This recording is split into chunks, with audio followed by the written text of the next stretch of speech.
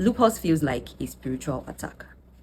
I say this as somebody who went from never falling sick to now falling sick almost all the time. And I'm not saying it's actually a spiritual attack, but it can feel like that.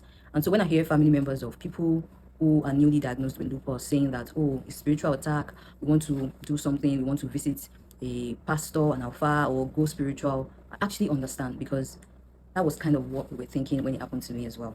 So this is my story. I was an undergraduate at the University of Lagos, and at the time, I was in 300 level, and the hostels were closed. We just resumed a new session, and we had to go through this period where students would have to apply for hostels. And before that happened, I had to come all the way from Ogun State to Unilag every day. So I had classes as early as 8, 9 a.m. and I had to leave my house so early, wake up as early as, and leave my house as early as 5 a.m., be on the road, just try to get to school.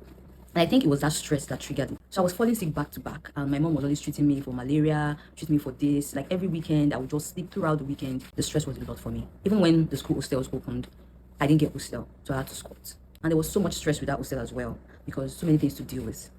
So I was falling sick back to back. I knew that something was happening to me, but I didn't know that it was serious. Until one day I woke up in the morning and my face was swollen. Almost like maybe somebody hit my head or I had an allergic reaction. And I feel different. I was even thinking maybe my eyes were already going bad, because why do I look like this? Like every minute that passed by, my face was looking different.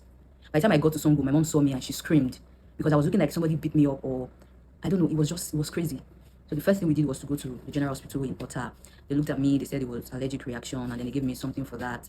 But then the medications were not working. By evening, my face, my two eyes were swollen. I couldn't open my eyes. My face was, I was looking like another creature entirely.